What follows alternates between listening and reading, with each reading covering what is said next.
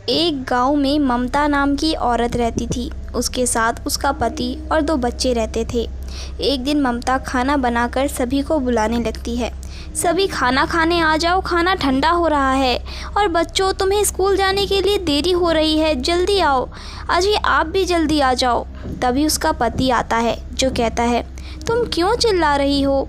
अभी ज़्यादा देरी नहीं हुई है। लो, मैं तो आ गया, अब तुम्हारे बच्चे ही नहीं आए। जिस पर ममता कहती है, अच्छा, ये सिर्फ मेरे ही बच्चे हैं, तुम्हारे कुछ नहीं है? जिस पर वह कहता है, अच्छा ठीक है, हमारे बच्चे। फिर वो अपने बच्चों को आवाज़ लगाती है, रानी रूपा जल्दी आओ, कितनी देर लगा दी तैयार होने में, अभी तक तुम दोनों नहीं तैयार हुए क्या?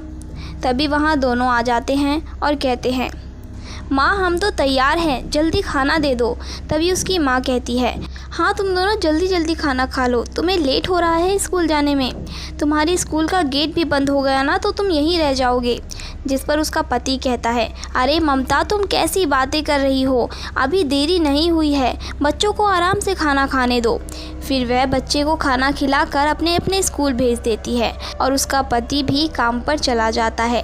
तभी वह कहती है, माँ जी अब आप भी खाना खा लीजिए, मुझे घर के बहुत सारे काम करने हैं और आज तो मुझे मार्केट भी जाना है, घर का सारा सामान ख़त्म हो गया है, मुझे बहुत सारा सामान लाने जाना है।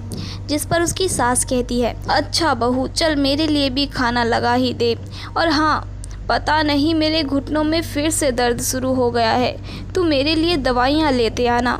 जिस पर उसकी बहू कहती है, ठीक है माँ, मैं आपके लिए दवाइयाँ ले आऊँगी। जिस पर वो कहती है, बहू लेकिन तुम याद रखना, तुम उस पुराने वाले रास्ते से मत आना।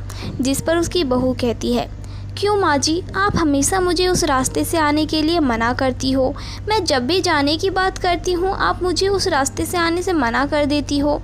जिस पर उसकी सास कहती है, बहू उस रास्ते में एक औरत की मृत्यु हो गई थी, जिस कारण अभी तक उसकी आत्मा यहीं भटक रही है, कोई भी इंसान उस रास्ते से नहीं आता। तभी ममता के फ़ोन में उसकी पड़ोसन का फ़ोन आता है जो ममता से कहती है, अरे ममता बहन, मेरे लिए भी रुक जाना, मुझे भी सामान लाने हैं, घर का बहुत सारा सामान लाना है। जिस पर वह कहती है, ठीक है तो मेरा इंतज़ार करना, मैं वहीं आ जाऊंगी। फिर उसकी सास कहती है, अरे बहू तुझे मार्केट जाना है तो चली जाओ, मैं घर संभाल लूँगी। फिर ममता घर का सारा काम करके मार्केट जाने के लिए निकल जाती है। बाहर उसकी पड़ोसन खड़ी थी। तभी ममता उनसे कहती है, अरे सीमा, मैं तो सोच रही हूँ आज हम पुराने वाले रास्ते से चलते हैं। जिस पर सीमा कहती है, नहीं नहीं ममता, मैं उस रास्ते से नहीं जाऊँगी, तुम्हें पता है ना उस रास्ते के बारे में, मुझे तो बहुत डर लगता है। जिस पर ममता कहती है, अरे सीमा, ऐसी कोई चीज़ नहीं होती है और मैं इन सब पर विश्वास नहीं करती हूँ, चल ठीक है हम नहीं जाएंगे, पर आते समय हम उसी रास्ते से आएंगे। जिस पर वो कहती है, नहीं उस रास्ते से नहीं आएंगे। जिस पर वह कहती है, ठीक है पर अब हम बाज़ार तो जा ही सकते हैं। फिर दोनों मार्केट चले जाते हैं जहाँ वह लोग बहुत सारा सामान लेते हैं। आते समय सीमा ममता से कहती है, ममता आजकल घर का कितना सारा सामान लाना पड़ता है, अब मैं तुझे क्या ही बताऊं, ऊपर से ये बच्चों के स्कूल में अलग अलग चीज़ें हमेशा उनकी मैम मंगवाती रहती है, मेरा तो दिमाग ही चकरा जाता है, मैं क्या करूं। जिस पर ममता कहती है, तुम सही कह रही हो सीमा, बच्चों में तो कितना खर्चा हो रहा है और आजकल महंगाई भी कितनी ज़्यादा बढ़ गई है, हर सामान इतना महंगा हो रहा है कि हमें लेने के लिए भी 100 बार सोचना पड़ता है। वह दोनों बात करते करते उसी पुराने वाले रास्ते में चले जाते हैं। वह काफ़ी दूर तक आ गए थे। तभी सीमा देखती है और ममता से कहती है, अरे ममता, हम तो उसी पुराने वाले रास्ते में आ गए, चल हम वापस चलते हैं, मुझे यहाँ से नहीं जाना, मुझे बहुत डर लग रहा है। जिस पर ममता कहती है, अरे सीमा, हम तो बहुत दूर आ गए हैं, अगर हम वापस जाएंगे तो हमें घर पहुँचते पहुँचते रात हो जाएगी, अब इसी रास्ते से चलते हैं ना, मैं हूँ ना, तुम डरो मत। फिर ममता और सीमा उसी रास्ते से जाने लगते हैं। तभी चलते चलते ममता को एक सोने का कंगन दिखता है। वह देखते ही ममता सीमा से कहती है, देख सीमा, ये तो एक कंगन है, ये कितना सुंदर कंगन है ना। जिस पर सीमा कहती है, हाँ मुझे तो लग रहा है कि यह एक सोने का कंगन है।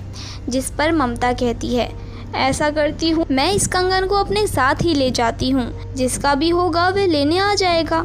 फिर ममता उस कंगन को लेकर आगे जाने लगती है। तभी उन्हें पीछे से किसी के होने का एहसास होता है। तभी सीमा ममता से कहती है, ममता मुझे तो बहुत डर लग रहा है, ऐसा लग रहा है मेरा कोई पीछा कर रहा है। जिस पर ममता कहती है, अरे तू डर मत, हम पीछे नहीं देखेंगे, जल्दी जल्दी चलते हैं और गलती से भी तुम मुड़कर पीछे मत देखना। फिर वह दोनों जल्दी जल्दी चलते हैं और अपने अपने घर पहुंच जाते हैं। ममता घर पहुंचकर अपने पति से कहती है, अजी ये देखिए, ये कितना सुंदर कंगन है ना। आज मैं रास्ते से आ रही थी तो मुझे ये सोने का कंगन मिला, देखो कितना सुंदर है ना। जिस पर वह कहता है, हाँ ये बहुत सुंदर है। जिस पर ममता कहती है, मैं तो सोच रही हूँ क्यों ना इस कंगन को बेचकर हम अपना सारा कर्ज चुका दें और जो पैसे बचेंगे उसे हम किसी और चीज़ में इस्तेमाल कर लेंगे। जिस पर उसका पति कहता है, अरे ममता हम ऐसा नहीं कर सकते, ये किसी और का कंगन है और हम किसी और का कंगन क्यों बेचेंगे। जिस पर ममता कहती है, अजी हमारा ही कंगन हुआ ना ये, मैंने चुराया तो नहीं है, ये मुझे मिला ही है। जिस पर उसका पति कहता है, इस बारे में हम सुबह बात करते हैं, मुझे बहुत नींद आ रही है। फिर दोनों सो जाते हैं। पर आधी रात को ममता की आंख खुल जाती है और उसे ऐसा लगता है कि उसके कमरे में कोई है। तभी उसे दीवार पर एक चुड़ैल दिखती है, जिसे देख ममता बहुत डर जाती है। तभी ममता अपने पति को जगाने की कोशिश करती है, पर उसकी नींद इतनी गहरी थी कि उसकी आंख ही नहीं खुलती। फिर ममता चिल्लाने लगती है, पर उसके गले से कोई आवाज़ ही नहीं निकल रही थी। तभी वह चुड़ैल ममता से कहती है, तुमने ये कंगन किससे पूछ कर लिया। जिस पर ममता कहती है, मुझे माफ़ कर दो, ये मेरा कंगन नहीं है, मुझे ये रास्ते से मिला था। जिस पर चुड़ैल कहती है, पर तुमने इस कंगन को बेचने की सोची भी कैसे। ये कंगन तुम्हारा नहीं है, ये कंगन जिसका है मैं उसे ही दूंगी। फिर वह चुड़ैल ममता को उसी जगह ले जाती है जहाँ से उसने कंगन उठाया था और वह ममता को बहुत मारती है। और तभी ममता कहती है, मुझे छोड़ दो, मुझे जाने दो, आज के बाद से मैं ऐसा कभी नहीं करूँगी। तभी वह चुड़ैल कहती है, तुम्हें पता है एक दिन इसी रास्ते से एक औरत जा रही थी और तभी उसका कंगन यहीं गिर गया था, इसीलिए मैंने सोचा कि मैं उसका कंगन उसे वापस कर दूंगी। पर उसके बाद से वो औरत वहाँ कभी नहीं आई और उससे पहले तुमने इस कंगन को उठा लिया। मैं किसी के भी साथ बुरा नहीं करती हूँ, जो इंसान अच्छा होता है मैं उसके साथ अच्छा ही करती हूँ, पर जो बुरा होता है मैं उसे बहुत बड़ी सज़ा देती हूँ, इसीलिए लोग इस रास्ते से जाने से बहुत डरते हैं।